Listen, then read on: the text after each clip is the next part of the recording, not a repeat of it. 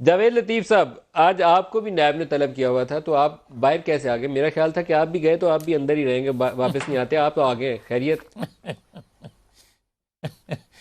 یہی مجھے بھی تعجب ہے کہ شاید میرا آخری ہو آپ کے ساتھ یہ پروگرام، لیکن میں جو بات کر رہے ہیں ندیم افضل چند صاحب، میں کچھ باتوں سے ان سے اتفاق کرتا ہوں۔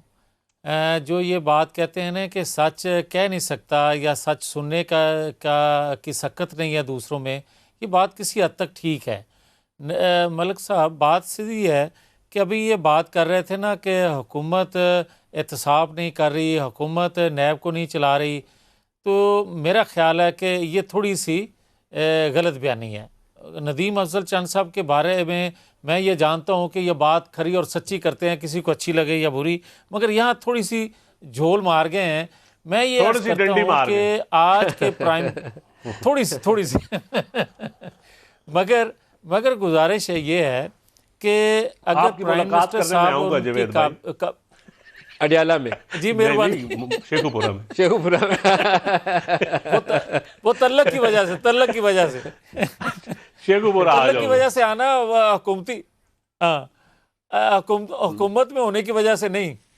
اچھا، میں یہ گزارش کر رہا تھا کہ اگر مسٹر صاحب اور اس کی کابینہ کے لوگ یہ کہیں کہ فلاں پکڑا جائے گا، فلاں کو چھوڑ دیا جائے گا، فلاں تھوڑا سا ہاتھ ہولہ رکھے، ان کے وزراء یہ بات کریں کہ فیصل آباد میں بڑی منشیات بکتی تھی اور وہاں رانا ثناء اللہ کے بعد منشیات کم ہو گئی ہے بکنا، اچھا آج کل جاوید لطیف صاحب، بہت شیخوپورہ میں سارے جو بڑی بک لوگ رہی ہیں ہے۔ آپ کے پیپلز پارٹی کے یا آپ کی پی ایم ایل این کے اندر، ان کو میں دیکھتا ہوں تو ان کے احساسوں میں بے پناہ اضافہ بھی ہوا ہے، لیکن جب سوال اٹھتا ہے کہ ان کیسز کو جو آپ الزام دے رہے ہیں کہ اس کی جائیداد پہلے 47 میں اتنی تھی، 70 میں اتنی تھی، اب 2019 کے اندر اتنی ہے، تو ثابت کہیں تو کرو۔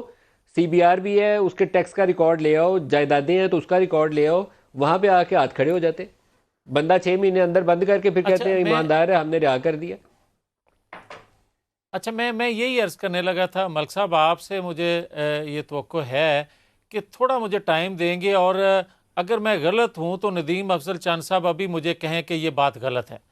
بات یہ ہے کہ اب میں اپنی بات کرنا نہیں چاہتا تھا، مگر یہ کیونکہ شروع ہو گئی ہے، آپ نے کہا کہ ایف بی آر میں یا انکم ٹیکس ڈپارٹمنٹ میں یہ جاتی ہیں سالانہ جو آپ اسیس کرواتے ہیں اپنی پراپرٹی یا اپنے بزنس کے حوالے سے، مجھے یہ بتائیں کہ اگر آپ کی پراپرٹی ٹیکس ڈپارٹمنٹ میں ہر سال شو ہو رہی ہو اور اس کو ویریفائی آپ کا ٹیکس ڈپارٹمنٹ کر رہا ہو، تو اس کے بعد آپ کیا اینٹی کرپشن کو دیں گے، یہ کہیں گے کہ ان کو انویسٹیگیٹ کرو، اور اگر پھر وہ کرنا شروع کر دیں تو کرنے کے بعد بھی وہ کہیں کہ یہ بالکل درست ہے، تو کیا پھر آپ تیسرے ادارے کو دو گے؟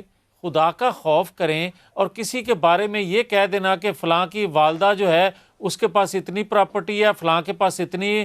ملک ندیم صاحب، آپ بھی اس ضلع سے تعلق رکھتے ہیں، جوائنٹ فیملی سسٹم آج بھی مختلف گھرانوں میں ہے، اور لوگ یہ کرتے ہیں جہاں جوائنٹ فیملی سسٹم ہو وہاں اپنے والد یا والدہ کے نام لوگ پراپرٹی لگاتے ہیں، اپنے بھائیوں کے یا اپنے بیٹوں کے نام کم لگاتے ہیں جو جوائنٹ فیملی سسٹم ہو وہاں۔ اب مجھے یہ بتائیں کہ میری والدہ، میرے والد صاحب کیونکہ دنیا میں نہیں ہے، تو میری والدہ کے نام ساری پراپرٹی جو ہم بزنس کرتے ہیں، اور سن 1978 سے ہم بزنس کر رہے ہیں، اس کے بعد بھی ٹیکس پیئر ہیں، اور تمام ٹیکس ڈپارٹمنٹ کو اس کے ڈاکومنٹس ان کے پاس ہیں۔ اینٹی کرپشن ہمیں کلیئر کر چکا، ایک دفعہ نہیں 2 دفعہ کر چکا۔ اس کے بعد کسی کی خواہش پر نیب میں اگر پیش ہونا ہے تو آج میں پیش ہوا ہوں، میں نے بتایا ہے ان کو کہ یہ ہماری پراپرٹی یہاں سے اس وقت بنی۔ اور مجھے یہ بتائیں کہ مجھے یہ کہا جاتا ہے کہ ایم این اے ہونے کے ناطے آپ نے اپنے اختیارات کو مس یوز کیا۔ مجھے ندیم ملک صاحب آپ صرف یہ بتا دیں کہ ایک ایم این اے کے اختیارات کیا ہوتے ہیں جو وہ مس یوز کر کے نجائز اثاثے بناتا ہے۔